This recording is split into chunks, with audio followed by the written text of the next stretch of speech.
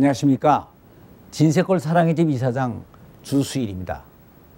요한복음 8장과 9장을 보면 예수님께서 간음한 여인을 용서해 주시고 날 때부터 소경된 자를 고쳐주시는 사역이 나옵니다. 이 두 사역은 예수님의 공생애의 마지막 해 초막절에 행해진 것으로 이 명절과 아주 깊은 관계가 있습니다. 모세의 오경을 보면 하나님께서 이스라엘 사람들이 꼭 지켜야 할 명절에 대해서 1년에 3가지를 명하셨습니다. 그것은 유월절과 칠칠절과 초막절입니다. 그런데 레위기, 민수기, 신명기 등에서 계속 다 반복적으로 이 명절을 지키라고 강조하신 것을 보니까 이 명절은 단순히 사람들이 즐기기 위해서 지키는 축제가 아니고 하나님께서 하나님과 인간들 사이에서 인간들이 무엇을 하며 어떻게 살아갈 것인가 하는 인생의 목표와 삶의 방법들을 가르쳐주는 깊은 의미가 있는 것으로 보입니다. 이 중 제일 먼저 나오는 유월절은 이스라엘 사람들이 출애굽을 하면서 새 삶을 시작한 것을 기념하는 특별한 의미가 있습니다. 그리고 다음에 칠칠절은 초실절이라고도 하는데 밀이나 보리 같은 그의 첫 곡식을 거둔 후에 하나님께 드리는 감사제입니다. 그리고 초막절은 한 해의 농사를 다 지은 다음 추수를 하여 곡간에 드리고 이러한 농사를 지을 수 있도록 땅과 햇빛과 비를 주신 하나님께 감사하고 추수의 기쁨을 노래하는 명절인 것입니다. 그래서 이러한 명절들은 단순히 이스라엘 사람들만 지키는 명절이 아닙니다. 유사일에 세상 사람들이 세계 방방 곳곳에서 이름과 형태는 다르나 공통적으로 다 지켜온 명절들입니다. 그래서 이 명절들이 신약시대에 와서는 부활절과 오순절과 추수감사절로 바뀌었고 우리나라에서는 이것을 옛날부터 구정과 단오와 추석 명절로 지키고 있습니다. 그리고 예수님께서도 이 명절들을 다 잘 지키셨을 뿐만이 아니라 그 의미들을 완성시키셨습니다. 예수님은 3년 동안 공생의 기간을 대부분 갈릴리 호수 주변에 있는 가버나움이나 벳세다 등지에서 활동을 하셨습니다. 그러다가 유월절이나 초막절이 되면 항상 예루살렘 성전으로 올라가셨습니다. 그래서 마지막 유월절에도 올라갔다가 결국은 십자가를 지셨던 것입니다. 원래 이 유월절은 이스라엘이 출애굽을 할 때 양을 잡아서 문설주에 바르고 구원을 받은 것을 기념하기 위하여 하나님께서 지키게 명령했던 것입니다. 그런데 출애굽은 양의 피로 가능했었지만 하나님의 백성을 이 세상에서 구원하여서 영생을 얻게 하는 것은 하나님의 아들의 피가 필요했기 때문에 예수님께서 유월절에 어린 양이 되셔서 유월절의 의미를 완성시키신 것입니다. 그리고 부활하시고 오순절에는 성령을 보내심으로 성도들이 성령 충만함을 받고 세상에서 하늘나라를 맛보는 첫 열매를 거두게 하셨으니까 이것은 초실절인 칠칠절의 의미를 완성시킨 것입니다. 그리고 예수님께서는 마지막 초막절에도 특별한 일을 행하셨습니다. 그래서 여기서는 예수님께서 세상에 계실 때 마지막 초막절에 구체적으로 무엇을 하셨는가 하는 것을 한번 생각해 보겠습니다.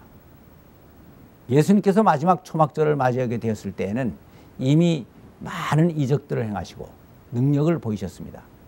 그래서 예수님의 형제들까지도 당신은 그렇게 대단한 능력을 가지고 있으면서 왜 예루살렘에 올라가서 자신의 뜻을 펴지 않고 이것 갈릴리 주변에만 머물러 계십니까? 예루살렘에 올라가셔서 큰일을 도모하십시오 라고 간언을 할 정도였습니다. 그러나 예수님께서는 아직 내 때가 이르지 않았다고 하시면서 갈릴리 주변에 계속 머무시다가 오병이어의 이적을 행하셨습니다. 그래서 그 일로 많은 사람들이 따르고 또 예수님을 왕으로 삼으려고 했습니다.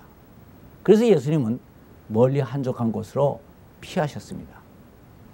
그래도 가버나움까지 열심히 따라오는 일부 사람들을 놓고 너희들은 지금 빵을 먹고 내가 배가 불러서 나를 따르는데 육신적인 빵을 위해서 일하지 말고 영생할 양식을 위해서 일하라 라고 말씀을 하시고 내 몸이 바로 너희들에게 영생을 얻게 하는 떡이라고 설명을 하자 많은 사람들이 이 말씀은 너무 어렵도다 라고 하면서 예수님을 떠나가 버렸습니다.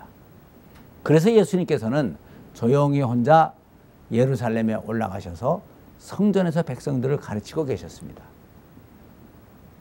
그런데 그동안 예수님의 여러 가지 사역을 못마땅하게 여긴 서기관들과 바리새인들이 결정적인 꼬투리를 잡기 위하여 간음한 여인을 데리고 왔던 것입니다. 그런데 이들이 이른 아침에 이 여인을 끌고 왔다고 하는 것을 보니까 저들은 밤새도록 여인의 집을 지키다가 여인이 간음하는 현장을 확인하고 현장에서 잡아왔던 것입니다. 이렇게까지 한 것을 보면 그들은 사실 여인의 죄를 벌하겠다고 하는 것보다는 예수님을 죽이기 위한 꼬투리를 잡기 위한 것이었습니다. 그런데 예수님께서 여기에 대해서 지혜롭게 대처를 하시고 유대인들에게 진리를 알지니 진리가 너희를 자유케 하리라 라는 유명한 말씀을 하시고 내가 아브라함이 있기 전부터 있었다 라는 말을 하셔서 유대인들의 분노를 사게 된 것입니다. 그래서 그들이 돌려치려 하자 성전을 나가시다가 날 때부터 소경이 되었던 자를 만났습니다. 그런데 제자들은 소경을 보자 예수님께 이 사람이 소경된 것은 자기 죄 때문입니까? 부모의 죄 때문입니까? 하고 물었습니다. 보통 사람들이라면 이런 경우 소경을 보면 불쌍하다는 생각이 먼저 들고 어떻게 저걸 고칠 수 없을까 하는 생각을 하는 것이 도리입니다. 그런데 제자들도 장님을 사랑의 관점으로 보지를 않고 율법적인 관점으로만 보았던 것입니다. 이것은 사실 서기관이나 바리새인들이 취하던 자세였는데 제자들도 그 시대 같은 유대인이었기 때문에 이 한계를 벗어나지 못하고 있었던 것입니다. 그래서 예수님께서는 그것은 누구의 죄 때문이 아니고 하나님의 영광을 나타내게 하려 함이라는 말씀을 하셔 제자들의 세상을 보는 시각과 관점을 고쳐주셨던 것입니다. 그리고는 진흙을 이겨서 눈에 바르고 실로암의 못에 가서 씻으라고 말씀을 하셨습니다. 유대인들이 초막절을 지키는 예는 아주 특별한 것이 있습니다.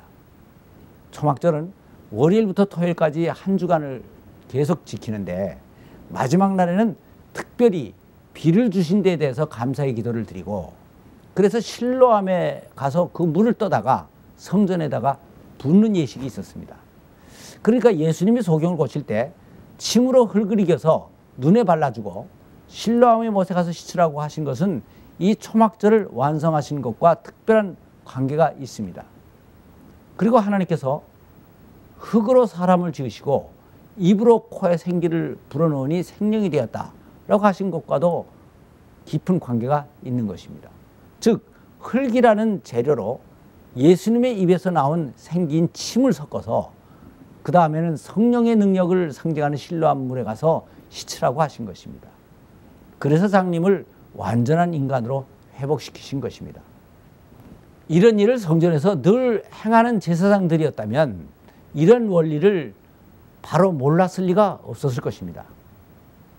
그리고 이것들을 올바로 알았다면 예수님께서 어디로부터 오셨다는 것을 바로 이해할 수도 있었을 것입니다. 그런데 그들은 이런 영적인 의미에 대해서는 너무 무지했고 오로지 자기네들의 이해관계에만 집착을 했던 것입니다. 감사합니다.